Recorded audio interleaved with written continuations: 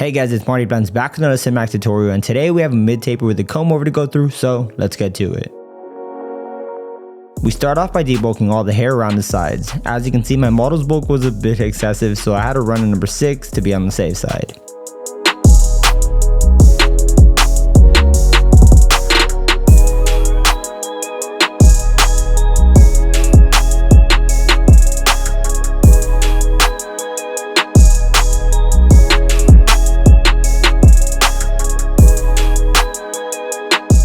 I now part the top from the bottom so we don't catch any of our longer hair from the top. This also helps to see where our bulk will end up because we are doing a comb over. Using the number 2 lever open, we slowly start removing all the bulk from underneath to clearly see what we're going to blend out later on. Be sure to contour this step to the shape of the head.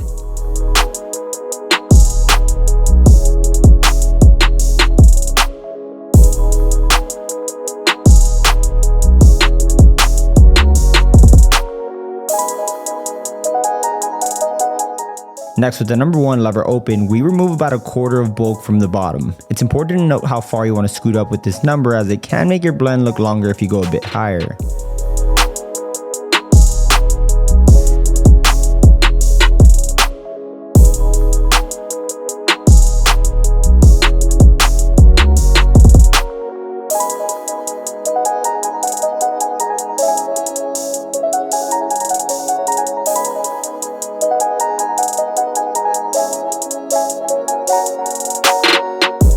Now, one tip I could give you here is I flick out as soon as I reach the highest point, because I will end up adding a higher number up top.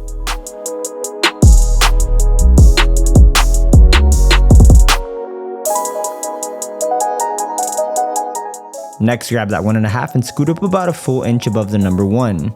As I said, we were going to go up with a higher number, so this is it. Super easy, guys. We basically have a shadow fade now.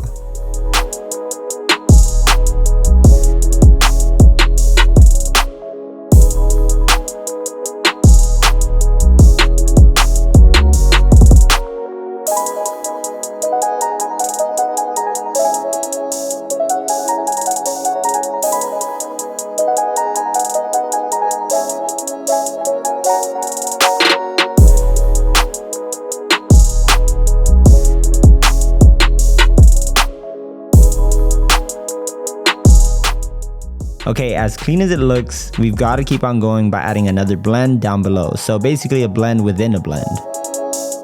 I now clip or overcomb any dark spots around the comb down area just to make sure it all looks symmetrical and seamless most of all.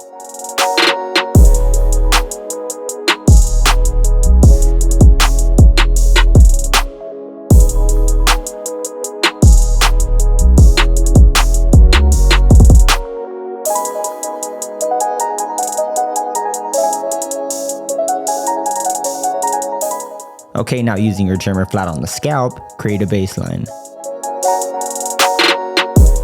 Shave down all the stubble for a better gradients.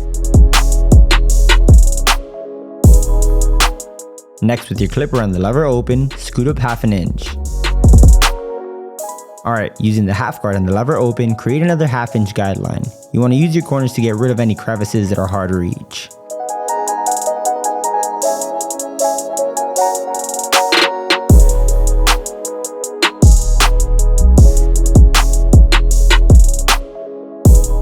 Finally, just close up the lever and just tackle the baseline.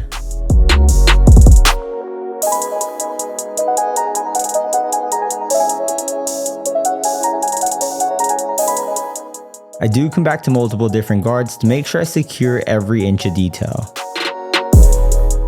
If your baseline is still visible or you don't have a 0 gap clipper, you can use your trimmers to erase that stubborn baseline. You'll see me using loads of different guards to touch up any minor dark areas, but be sure to do the same. It really just helps if you take a step back at times and just look at it from a distance.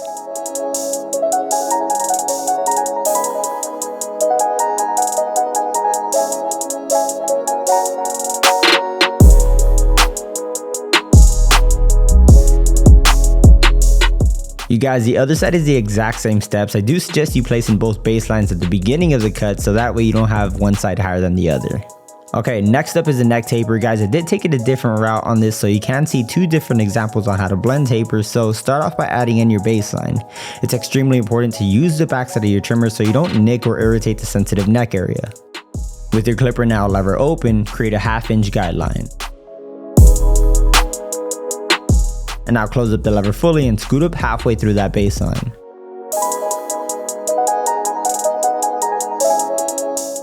Next, just open up the lever slightly and move up about 1/4 within the guideline. It's really not that hard, just move up just a tad bit, guys. And now with the 3rd notch, which is the highest one you'll go up to, scoot up a bit more, staying within the guide you just made with the lever open. One big tip is to make sure you only use the first 3 notches. 4th and the 5th will later be used to blend out another step. Using the 1/2 guard and the lever open, scoot up a full inch. Since I did use a 1 guard in the beginning when debulking, this step is to just clear up anything within. Flicking out is extremely important here. Finally, close up the lever with the 1/2 guard and just hit that last visible line you're able to see.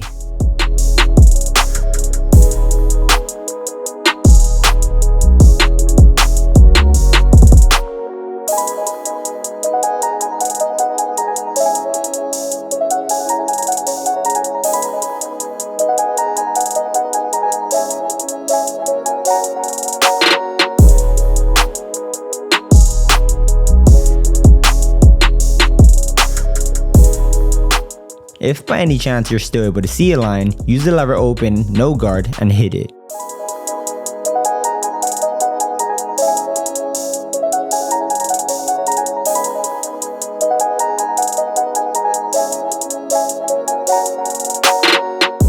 You want to detail as much as possible again.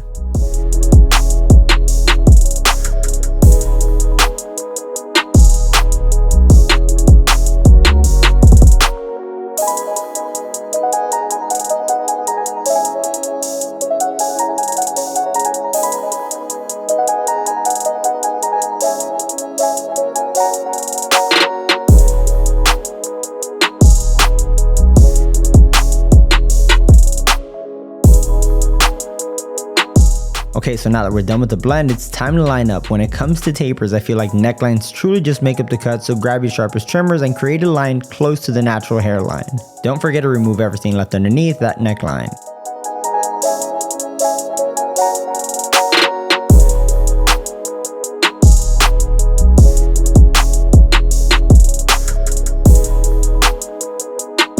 As for our lineups, be sure to clip up the top so we don't accidentally cut anything. I should say that I find the C-cup to be way more important than the top lineups within the comb-overs because it's just bound to be covered up, so it's better if you have a natural look to it.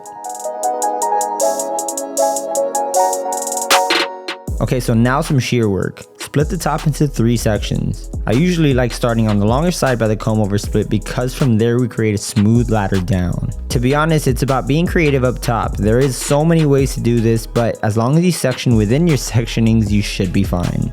I'll be sure to post an updated shear work tutorial soon so we have a nice in-depth look on how to achieve nice styles.